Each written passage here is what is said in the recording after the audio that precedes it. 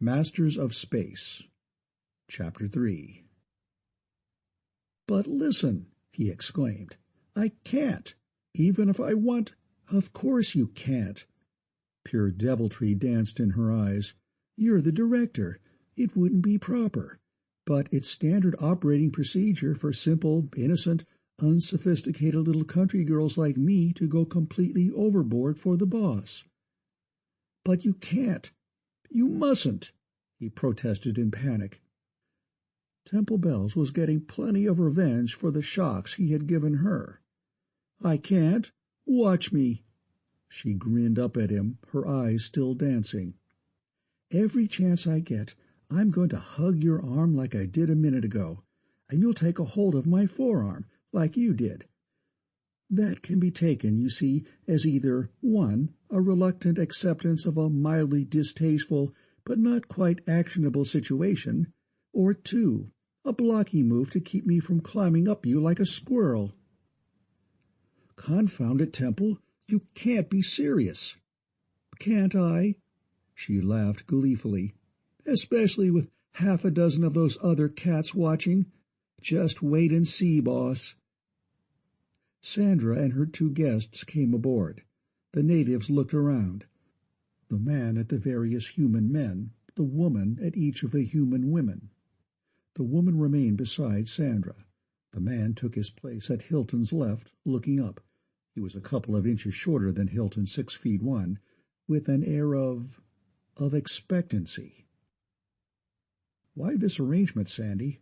Hilton asked. "Because we're tops. It's your move, Jarve. What's first?" "You're an Exite. Come along, sport. I'll call you that until—" "Lauro," the native said, in a deep, resonant bass voice. He hit himself a blow on the head that would have floored any 2 ordinary men. "Sora," he announced, striking the alien woman a similar blow. "Lauro and Sora, I would like to have you look at our Uranexite, with the idea of refueling our ship. Come with me, please." Both nodded and followed him. In the engine room he pointed at the engines, then to the lead-blocked labyrinth leading to the fuel holds. "Lauro, do you understand hot, radioactive?" Lauro nodded, and started to open the heavy lead door. "Hey!" Hilton yelped. "That's hot!" He seized Lauro's arm to pull him away, and got the shock of his life. Lauro weighed at least 500 pounds, and the guy still looked human. Lauro nodded again and gave himself a terrific thump on the chest. Then he glanced at Sora, who stepped away from Sandra. He then went into the hold and came out with 2 fuel pellets in his hand, one of which he tossed to Sora. That is, the motion looked like a toss, but the pellet traveled like a bullet. Sora caught it unconcernedly, and both natives flipped the pellets into their mouths. There was half a minute of rock-crusher crunching. Then both natives opened their mouths. The pellets had been pulverized and swallowed. Hilton's voice rang out. "Pointer, how can these people be non-radioactive after eating a whole fuel pellet apiece?" Pointer tested both natives again. "Cold," he reported. "Stone cold. No background even. Play that on your harmonica." Lauro nodded, perfectly matter-of-factly, and in Hilton's mind there formed a picture.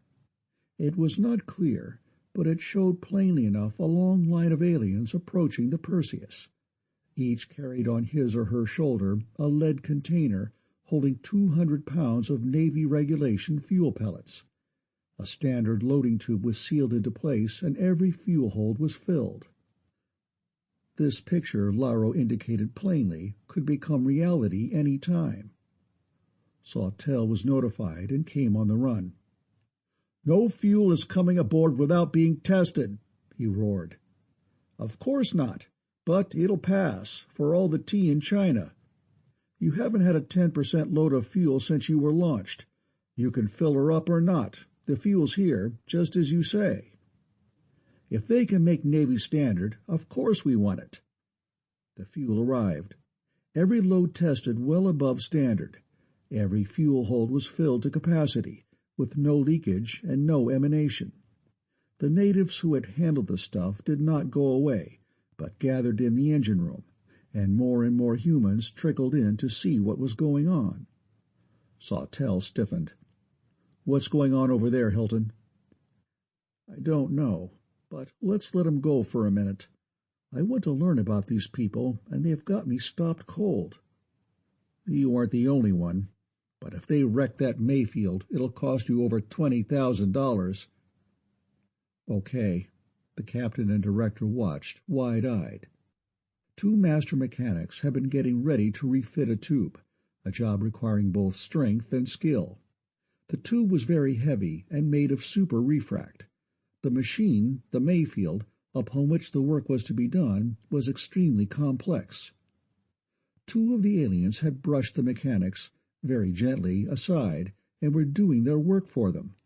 Ignoring the hoist, one native had picked the tube up and was holding it exactly in place on the Mayfield. The other, hands moving faster than the eye could follow, was locking it, micrometrically precise and immovably secure, into place. "How about this?" one of the mechanics asked of his immediate superior. "If we throw him out, how do we do it?" By a jerk of the head, the non-com passed the buck to a commissioned officer, who relayed it up the line to Sawtelle, who said, "Hilton, nobody can run a Mayfield without months of training. They'll wreck it, and it'll cost you. But I'm getting curious myself, enough so to take half the damage. Let 'em go ahead." "How about this, Mike?" one of the machinists asked of his fellow. "I'm going to like this, what?" "Yes, my dear Chumley," the other drawled affectedly. "My man relieves me of so much uncouth effort." The natives had kept on working. The Mayfield was running. It had always howled and screamed at its work, but now it gave out only a smooth and even hum. The aliens had adjusted it with unhuman precision. They were one with it, as no human being could possibly be. And every mind present knew that those aliens were, at long last, fulfilling their destiny, and were, in that fulfillment, supremely happy. After tens of thousands of cycles of time, they were doing a job for their adored, their revered and beloved masters. That was a stunning shock, but it was eclipsed by another. "I am sorry, Master Hilton," Laro's tremendous bass voice boomed out, "that it has taken us so long to learn your master's language as it now is. Since you left us, you have changed it radically, while we, of course, have not changed it at all." "I'm sorry, but you're mistaken," Hilton said. "We are merely visitors. We have never been here before, nor, as far as we know, were any of our ancestors ever here." "You need not test us, Master. We have kept your trust. Everything has been kept changelessly the same, awaiting your return as you ordered so long ago." "Can you read my mind?"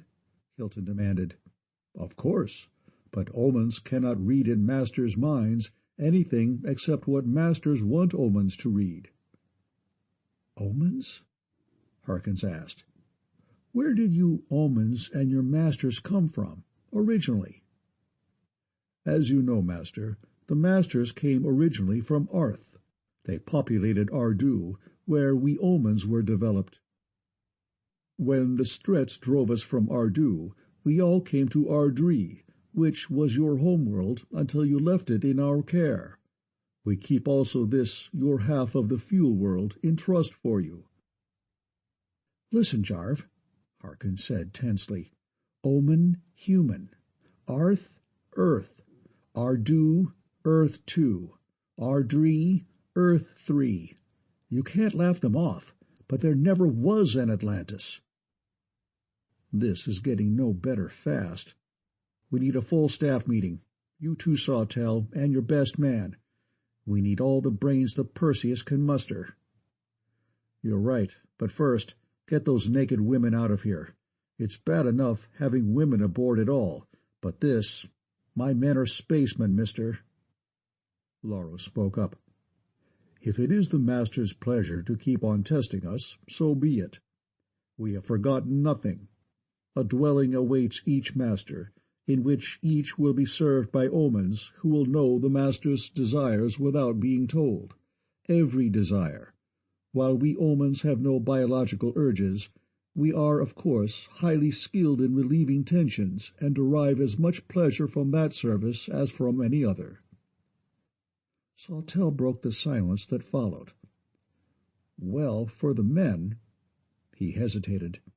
"Especially on the ground. Well, talking in mixed company, you know, but I think—" "Think nothing of the mixed company, Captain Sawtelle," Sandra said. "We women are scientists, not shrinking violets. We are accustomed to discussing the facts of life just as frankly as any other facts." Sawtelle jerked a thumb at Hilton, who followed him out into the corridor. "I have been a Navy mule," he said. "I admit now that I'm outmaneuvered, outmanned, and outgunned. I'm just as baffled, at present, as you are, sir. But my training has been aimed specifically at the unexpected, while yours has not." "That's letting me down easy, Jarve." Sawtelle smiled, the first time the startled Hilton had known that the hard, tough old space hound could smile. "What I wanted to say is, lead on. I'll follow you through force field and space warps." "Thanks, Skipper. And by the way, I erased that record yesterday." The two gripped hands, and there came into being a relationship that was to become a lifelong friendship. "We will start for Ardree immediately," Hilton said. "How do we make that jump without charts, Lauro?" "Very easily, Master. Kido, as Master Captain Sawtelle's omen, will give the orders. Naito will serve Master Snowden and supply the knowledge he says he has forgotten." "Okay. We'll go up to the control room and get started." In the control room, Kido's voice rasped into the captain's microphone. "Attention, all personnel. Master Captain Sawtelle orders takeoff in 2 minutes. The countdown will begin at 5 seconds. 5, 4, 3, 2, 1, lift." Naito, not Snowden, handled the controls. As perfectly as the human pilot had ever done it, at the top of his finest form, he picked the immense spaceship up and slipped it silkily into subspace. "Well, I'll be a—" Snowden gasped. "That's a better job than I ever did." "Not at all, Master, as you know," Naito said. "It was you who did this. I merely performed the labor." A few minutes later, in the main lounge, Navy and Busai personnel were mingling as they had never done before. Whatever had caused this relaxation of tension? The friendship of captain and director? The position in which they all were, or what? They all began to get acquainted with each other. "Silence, please, and be seated," Hilton said. "While this is not exactly a formal meeting, it will be recorded for future reference. First, I will ask Lauro a question. Were books or records left by Ardree by the race you call the Masters?" "You know there are, Master. There are exactly as you left them, undisturbed for over 271,000 years. Therefore, we will not question the omens. We do not know what questions to ask. We have seen many things hitherto thought impossible. Hence, we must discard all preconceived opinions which conflict with facts. I will mention a few of the problems we face. The omens, the Masters, the upgrading of the armament of the Perseus to omen standards, the concentration of uranexite. What is that concentrate? How is it used? Total conversion. How is it accomplished? The skeletons. What are they, and how are they controlled? Their ability to drain power. Who or what is back of them? Why a deadlock that has lasted over 250,000 years? How much danger are we and the Perseus actually in? How much danger is Terra in because of our presence here? There are many other questions. Sandra and I will not take part, nor will 3 others, DeVoe, Eisenstein, and Blake. You have more important work to do." "What can that be?" asked Rebecca. "Of what possible use can a mathematician, a theoretician, and a theoretical astronomer be in such a situation as this?" "You can think powerfully in abstract terms, unhampered by Terran facts and laws which we now know are neither facts nor laws. I cannot even categorize the problems we face. Perhaps you three will be able to. You will listen, then consult, then tell me how to pick the teams to do the work. A more important job for you is this. Any problem to be solved must be stated clearly, and we don't know even what our basic problem is. I want something by the use of which I can break this thing open. Get it for me." Rebecca and DeVoe merely smiled and nodded, but Teddy Blake said happily, "I was beginning to feel like a fifth wheel on this project, but that's something I can really stick my teeth into." "Huh? How?" Carnes demanded. "He didn't give you one single thing to go on, just compounded the confusion." Hilton spoke before Teddy could. "That's their dish, Bill. If I had any data, I'd work it myself. You first, Captain Sawtelle." That conference was a very long one indeed. There were almost as many conclusions and recommendations as there were speakers. And through it all, Hilton and Sandra listened. They weighed and tested and analyzed and made copious notes, in shorthand and in the more esoteric characters of symbolic logic. And at its end, "I'm just about pooped, Sandy. How about you?" "You and me both, boss. See you in the morning." But she didn't. It was 4 o'clock in the afternoon when they met again. "We made up one of the teams, Sandy," he said with surprising diffidence. "I know we were going to do it together, but I got a hunch on the first team. A kind of a weirdie, but the brains checked me on it." He placed a card on her desk. "Don't blow your top until after you've studied it." "Why, I won't, of course." Her voice died away. "Maybe you'd better cancel that 'of course.'" She studied, and when she spoke again she was exerting self-control. "A chemist, a planetographer, a theoretician, 2 sociologists, a psychologist, and a radiationist. And 6 of the 7 are 3 pairs of sweeties. What kind of a lineup is that to solve a problem in physics?" "It isn't in any physics we know. I said think."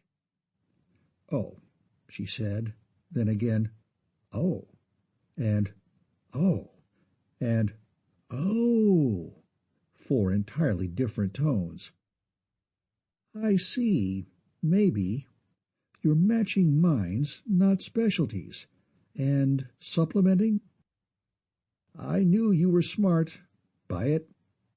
"It's weird, all right, but I'll buy it, for a trial run anyway. But I'd hate like sin to have to sell any part of it to the board. But of course you're responsible only to yourself." "Keep it we, Sandy. You're as important to this project as I am.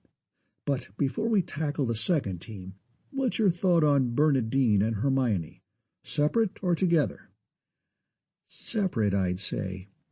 They're identical physically, and so nearly so mentally that one of them should be just as good on a team as both of them. More and better work on different teams." "My thought exactly." And so it went, hour after hour. The teams were selected, and meetings were held. The Perseus reached Ardrey, which was very much like Terra. There were continents, oceans, ice caps, lakes, rivers, mountains and plains, forests and prairies. The ship landed on the space field of Omlu, the city of the Masters, and Sawtelle called Hilton into his cabin. The Omans Laro and Keto went along, of course. "Nobody knows how it leaked," Sawtelle began. "No secrets around here," Hilton grinned. "Omans, you know." "I suppose so. Anyway, every man aboard is all hyped up about living aground, especially with a harem. But before I grant liberty, Suppose there's any VD around here that our prophylactics can't handle? As you know, masters, Lauro replied for Hilton before the latter could open his mouth, no disease, venereal or other, is allowed to exist on Ardree. No prophylaxis is either necessary or desirable. That ought to hold you for a while, Skipper. Hilton smiled at the flabbergasted captain and went back to the lounge. Everybody going ashore? He asked. Yes, Carnes said. Unanimous vote for the first time. Who wouldn't? Sandra asked. I'm fed up with living like a sardine. I will scream for joy the minute I get into a real room. Cars were waiting in a stopping and starting line. 3-wheel jobs. All were empty. No drivers, no steering wheels, no instruments or push buttons. When the whole line moved ahead as one vehicle, there was no noise, no gas, no blast. An Oman helped a master carefully into the rear seat of his car, leaped into the front seat, and the car sped quietly away. The whole line of empty cars, acting in perfect synchronization, shot forward 1 space and stopped. That is your car, master, Lauro said, and made a production out of getting Hilton into the vehicle undamaged. Hilton's plan had been beautifully simple.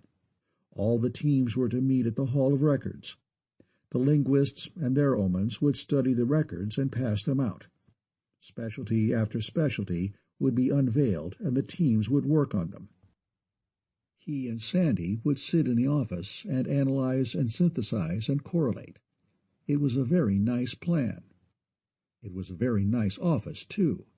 It contained every item of equipment that either Sandra or Hilton had ever worked with. It was a big office, and a great many that neither of them had ever heard of. It had a full staff of omens, all eager to work. Hilton and Sandra sat in that magnificent office for 3 hours, and no reports came in. Nothing happened at all. This gives me the howling hoppers, Hilton growled. Why haven't I got brains enough to be on one of those teams? I should shed a tear for you, you big dope, but I won't, Sandra retorted. What do you want to be, besides the brain and the kingpin and the balance wheel and the spark plug of the outfit? Do you want to do everything yourself? Well, I don't want to go completely nuts, and that's all I'm doing at the moment. The argument might have become acrimonious, but it was interrupted by a call from Carnes. Can you come out here, Jarve? We've struck a knot. Smatter. Trouble with the omens? Hilton snapped. Not exactly. Just non-cooperation, squared. We can't even get started. I'd like to have you two come out here and see if you can do anything. I'm not trying rough stuff, because I know it wouldn't work. Coming up, Bill, and Hilton and Sandra, followed by Lauro and Sora, dashed out to their cars. The Hall of Records was a long, wide, low, windowless, very massive structure, built of a metal that looked like stainless steel. Kept highly polished, the vast expanse of seamless and jointless metal was mirror bright.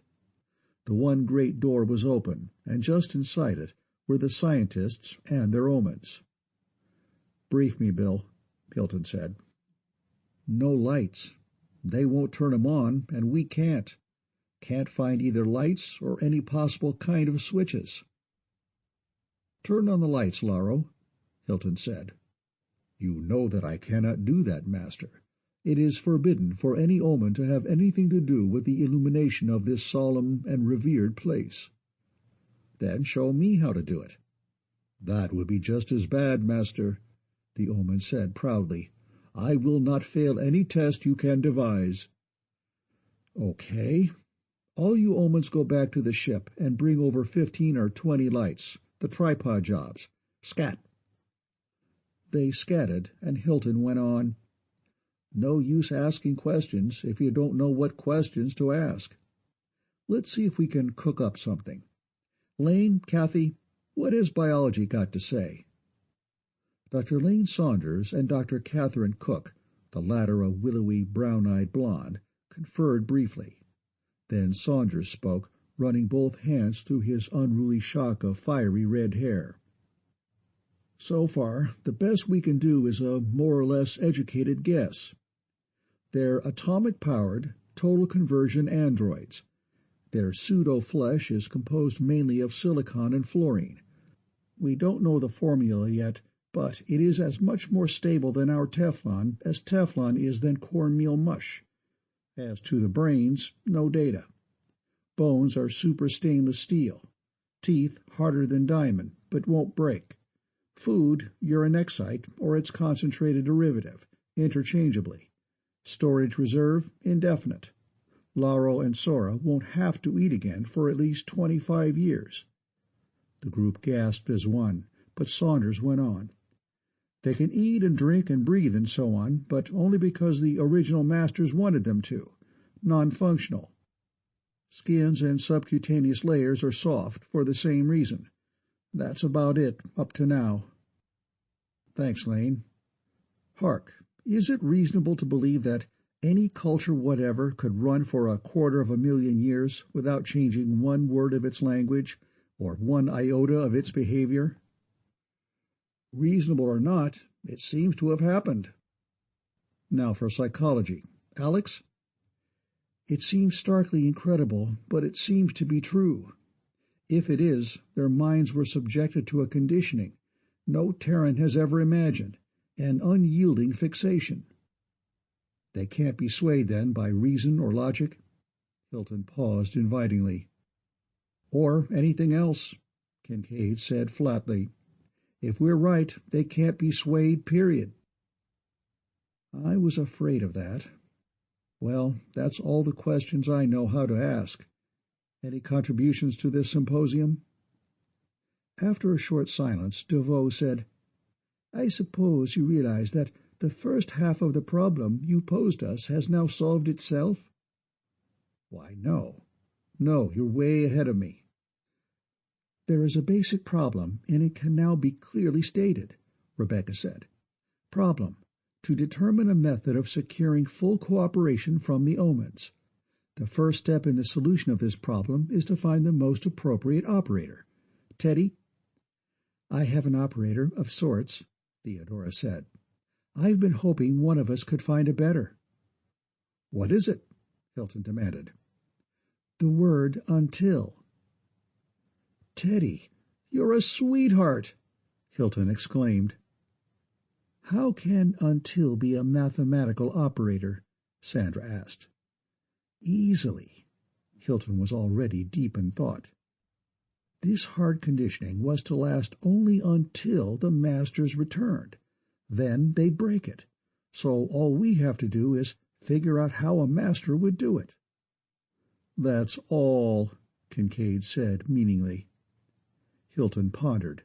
Then, listen, all of you. I may have to try a colossal job of bluffing.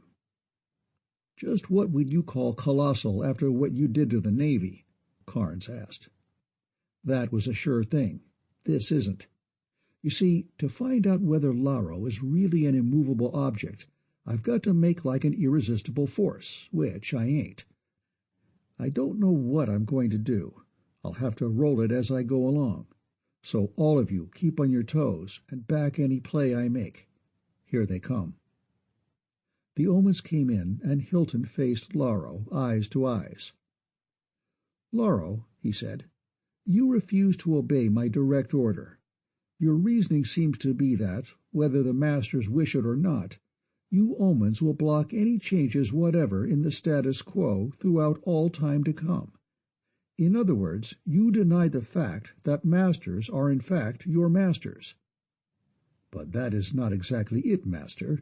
The masters, that is it, exactly it. Either you are the masters here, or you are not. That is a point to which your two-value logic can be strictly applied. You are willfully neglecting the word until. This stasis was to exist only until the masters returned. Are we masters?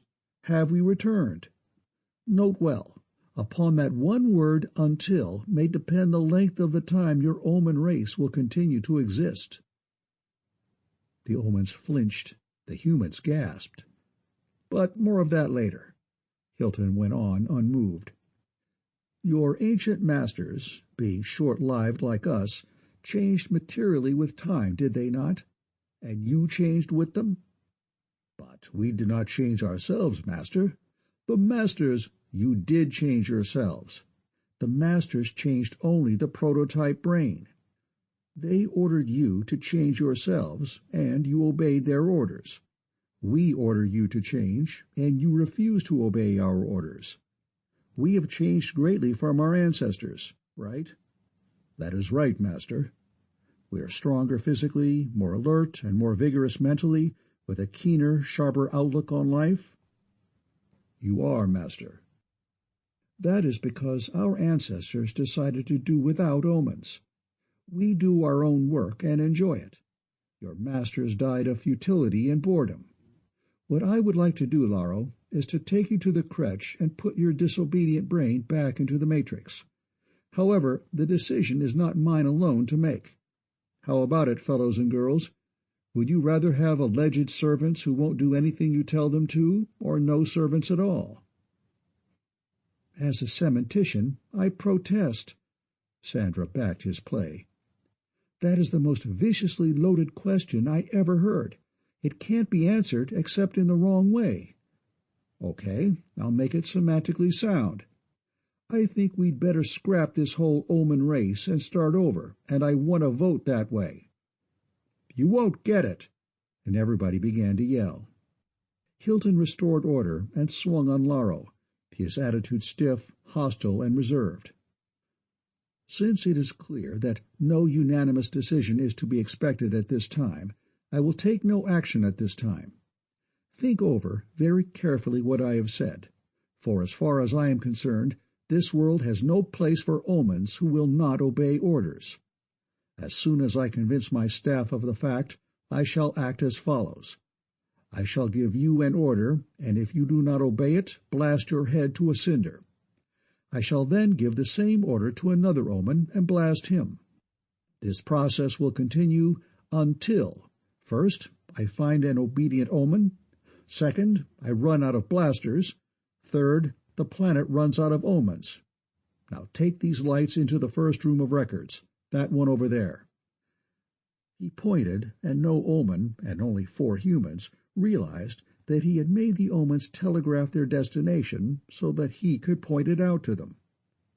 Inside the room, Hilton asked caustically of Laro, "The masters didn't lift those heavy chests down themselves, did they?" "Oh, no, master. We did that." "Do it then. Number 1 first. Yes, that one. Open it and start playing the records in order." The records were not tapes or flats or reels, but were spools of intricately braided wire. The players were projectors of full-color, hi-fi sound, tri-D pictures. Hilton canceled all moves aground and issued orders that no omen was to be allowed aboard ship, then looked and listened with his staff.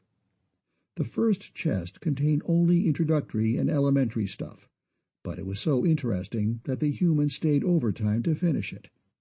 Then they went back to the ship, and in the main lounge Hilton practically collapsed onto a davenport.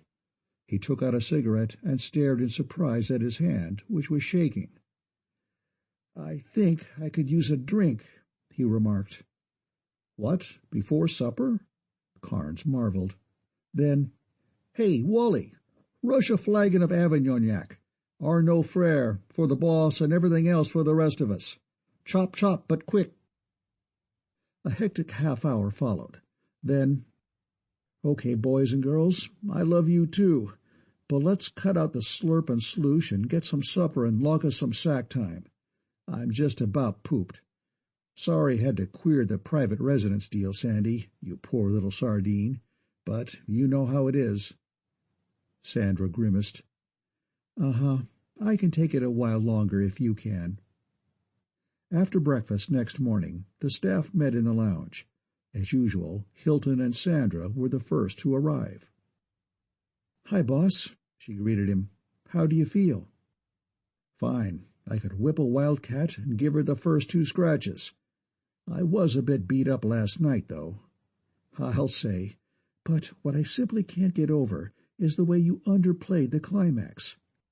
Third, the planet runs out of omens. Just like that. No emphasis at all. Wow, it had the impact of a delayed-action atomic bomb. It put goosebumps all over me. But just suppose they missed it. No fear, they're smart. I had to play it as though the whole Omen race is no more important than a cigarette butt. The great big question, though, is whether I put it across or not. At that point, a dozen people came in, all talking about the same subject. "Hi, Jarv," Carnes said. "I still say you ought to take up poker as a life work. Tiny, let's you and him sit down and play a few hands." "Mais non." DeVoe shook his head violently, shrugged his shoulders, and threw both arms wide. "By the sacred name of a small blue cabbage, not me." Carnes laughed. "How did you have the guts to state so many things as facts? If you guess wrong just once—" "I didn't," Hilton grinned. "Think back, Bill. The only thing I said as a fact was that we as a race are better than the Masters were, and that is obvious. Everything else was implication, logic, and bluff." "That's right at that. And they were neurotic and decadent. No question about that." "But listen, boss," this was Stella Wing, "about this mind-reading business. If Lauro could read your mind, he'd know you were bluffing, and— Oh, that omens can read only what masters wish omens to read, eh? But do you think that applies to us?" "I'm sure it does, and I was thinking some pretty savage thoughts. And I want to caution all of you, whenever you're near any omen, start thinking that you're beginning to agree with me that they're useless to us, and let them know it. Now, get out on the job, all of you. Scat." "Just a minute," Pointer said. "We're going to have to keep on using the omens in their cars, aren't we?" "Of course. Just be superior and distant. They're on probation. We haven't decided yet what to do about them. Since that happens to be true, it'll be easy." Hilton and Sandra went to their tiny office. There wasn't room to pace the floor, but Hilton tried to pace it anyway. "Now, don't say again that you want to do something," Sandra said brightly. "Look what happened when you said that yesterday." "I've got a job, but I don't know enough to do it. The Kretsch. There's probably only one on the planet. So I want you to help me think. The Masters were very sensitive to radiation, right?" "Right. That city on Fuel Bin was kept deconned to zero, just in case some Master wanted to visit it. And the Masters had to work in the Kretsch whenever anything really new had to be put into the prototype brain." "I'd say so, yes." "So they had armor. Probably as much better than our radiation suits as the rest of their stuff is. Now, did they or did they not have thought screens?" "Ouch. You think of the damnedest things, Chief." She caught her lower lip between her teeth and concentrated. "I don't know. There are at least 50 vectors, all pointing in different directions." "I know it. The key one, in my opinion, is that the Masters gave them both telepathy and speech." "I considered that and weighted it. Even so, the probability is only about .65. Can you take that much of a chance?" "Yes. I can make one or two mistakes. Next, about finding that Kretsch. Any spot of radiation on the planet would be it, but the search might take— Hold it. They'd have it heavily shielded. There'll be no leakage at all. Laura will have to take you." "That's right. Want to come along? Nothing much will happen here today." Not me." Sandra shivered in distaste. "I never want to see brains and livers and things swimming around in nutrient solution if I can help it." "Okay, it's all yours. I'll be back sometime." And Hilton went out onto the deck, where the dejected Lauro was waiting for him. "Hi, Lauro. Get the car and take me to the Hall of Records." The android brightened up immediately and hurried to obey. At the hall, Hilton's first care was to see how the work was going on. 8 of the huge rooms were now open and brightly lighted. Operating the lamps had been one of the first items on the first spool of instructions, with a cold, pure white, sourceless light. Every team had found its objective and was working on it. Some of them were doing nicely, but the first team could not even get started. Its primary record would advance a fraction of an inch and stop, while omens and humans sought out other records and other projectors in an attempt to elucidate some concept that simply could not be translated into any words or symbols known to Terran science.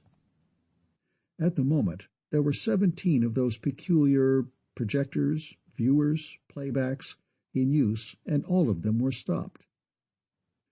"You know what we've got to do, Jarv?" Carnes, the team captain, exploded. "Go back to being college freshmen, or maybe grade school or kindergarten, we don't know yet, and learn a whole new system of mathematics before we can even begin to touch this stuff." "And you're belly-aching about that?" Hilton marveled. "I wish I could join you. That'd be fun." Then, as Carnes started a snappy rejoinder, "But I've got troubles of my own," he added hastily. "Bye now," and beat a rejoinder. Out in the hall again, Hilton took his chance. After all, the odds were about 2 to 1 that he would win. "I want a couple of things, Laro. First, a thought screen." He won. "Very well, Master. They are in a distant room, Department 469. Will you wait here on this cushioned bench, Master?" "No, we don't like to rest too much. I'll go with you." Then, walking along, he went on thoughtfully, "I've been thinking since last night, Laro. There are tremendous advantages in having omens." "I am very glad you think so, Master. I want to serve you. It is my greatest need." "If they could be kept from smothering us to death." "Thus, if our ancestors had kept their omens, I would have known all about life on this world and about this Hall of Records, instead of having the fragmentary, confusing, and sometimes false information I now have. Oh, we're here?" Laro had stopped and was opening a door. He stood aside. Hilton went in, touched with one finger a crystalline cube set conveniently into a wall, gave a mental command, and the lights went on. Laro opened a cabinet and took out a disc about the size of a dime, pendant from a neck chain. While Hilton had not known what to expect, he certainly had not expected anything as simple as that. Nevertheless, he kept his face straight and his thoughts unmoved, as Laro hung the tiny thing around his neck and adjusted the chain to a loose fit. "Thanks, Laro." Hilton removed it and put it into his pocket. "It won't work from there, will it?" "No, Master. To function, it must be within 18 inches of the brain." "The second thing, Master?" "A radiation-proof suit. Then will you please take me to the crèche?" The android almost missed a step, but said nothing. The radiation-proof suit, how glad Hilton was that he had not called it armor, was as much of a surprise as the thought-screen generator had been. It was a coverall, made of something that looked like thin plastic, weighing less than 1 pound. It had one sealed box, about the size and weight of a cigarette case. No wires or apparatus could be seen. Air entered through 2 filters, one at each heel, flowed upward, for no reason at all that Hilton could see, and out through a filter above the top of his head. The suit neither flopped nor clung, but stood out, comfortably out of the way, all by itself. Hilton, just barely, accepted the suit, too, without showing surprise. The crèche, it turned out, while not in the city of Omlu itself, was not too far out to reach easily by car. En route, Laro said, stiffly, tentatively. Hilton could not fit an adverb to the tone. "Master, have you then decided to destroy me? That is, of course, your right." "Not this time, at least." Laro drew an entirely human breath of relief, and Hilton went on.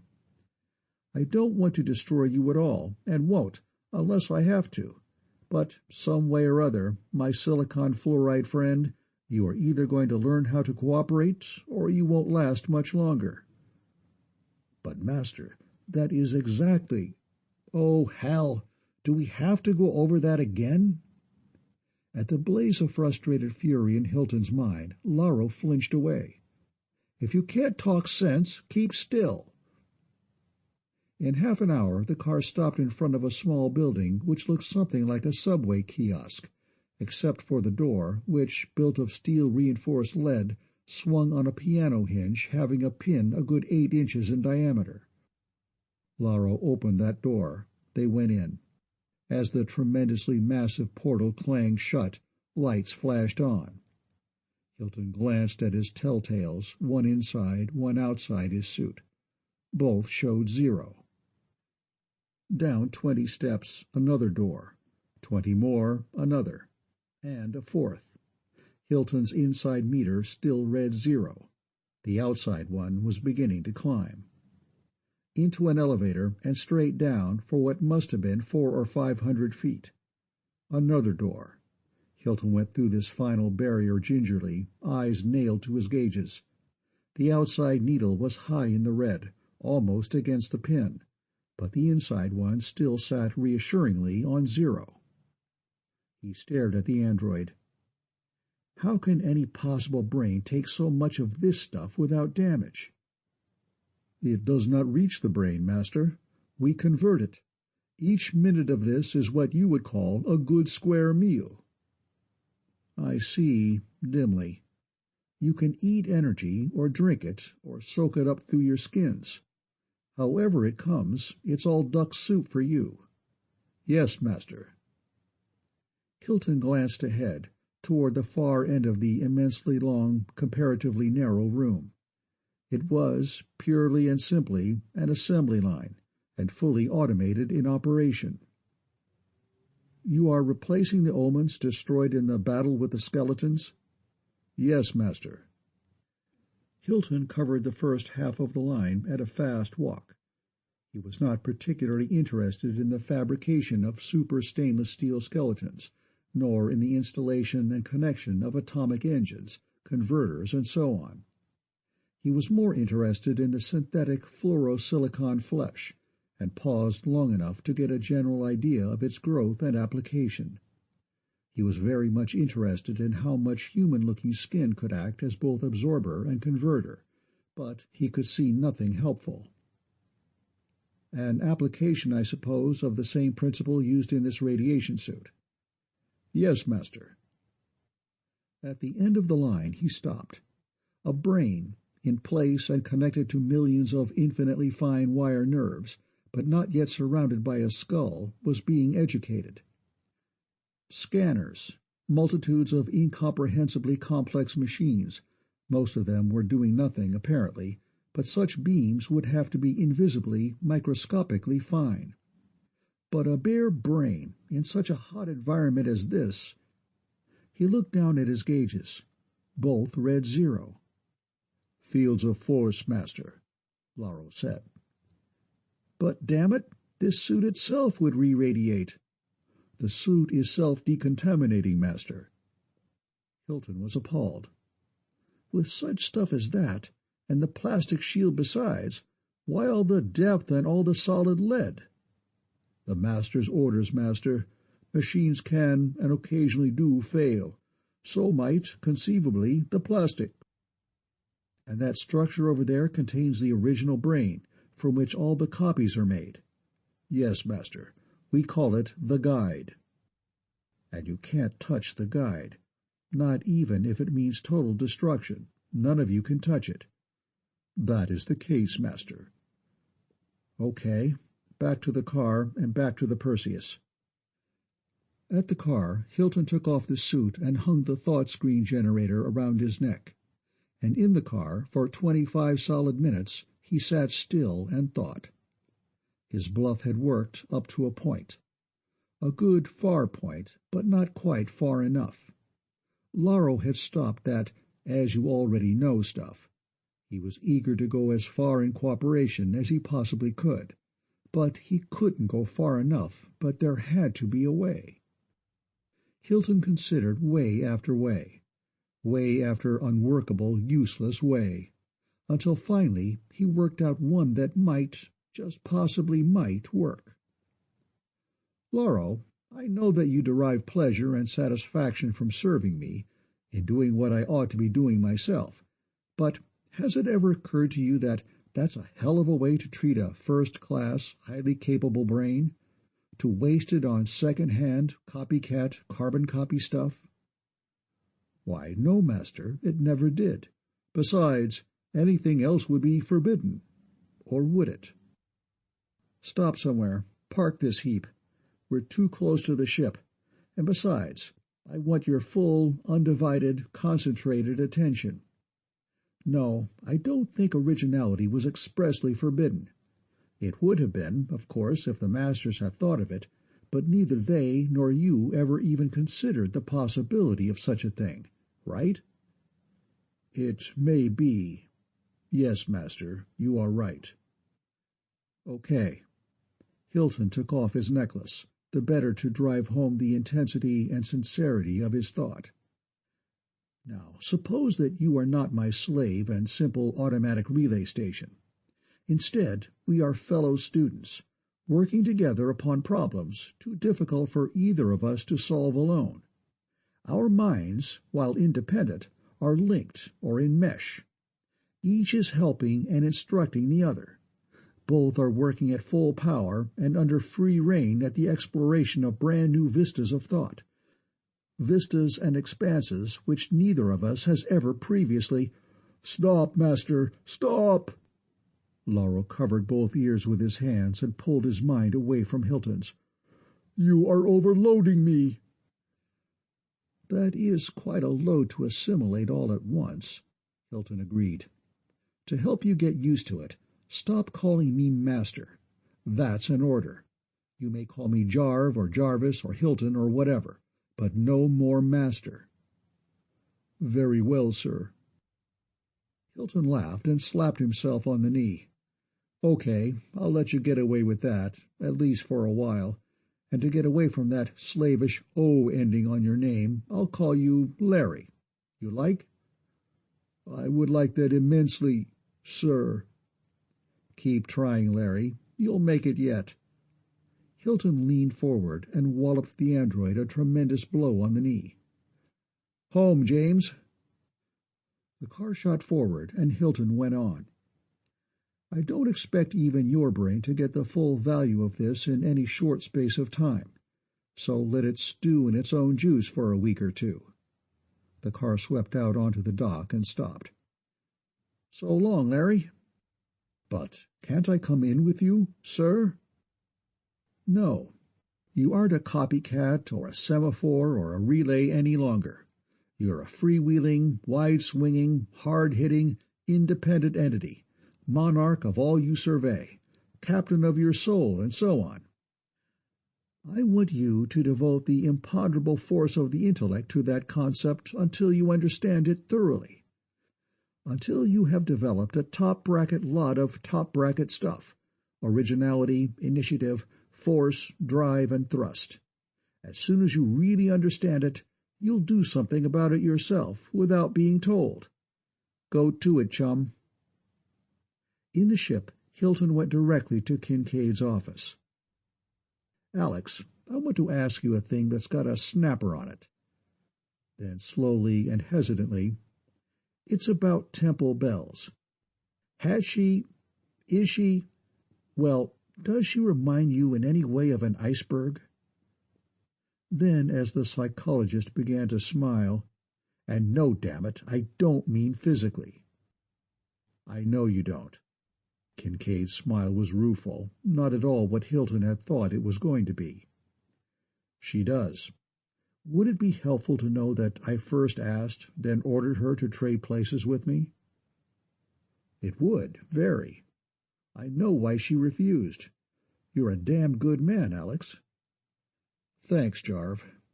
To answer the question you were going to ask next, no, I will not be at all perturbed or put out if you put her onto a job that some people might think should have been mine. What's the job and when?" "That's the devil of it. I don't know." Hilton brought Kincaid up to date. "So, you see, it'll have to develop, and God only knows what line it will take. My thought is that Temple and I should form a committee of 2 to watch it develop. That one I'll buy, and I'll look on with glee." "Thanks, fellow." Hilton went down to his office, stuck his big feet up onto his desk, settled back onto his spine, and buried himself in thought. Hours later he got up, shrugged, and went to bed without bothering to eat. Days passed, and weeks. End of Chapter 3.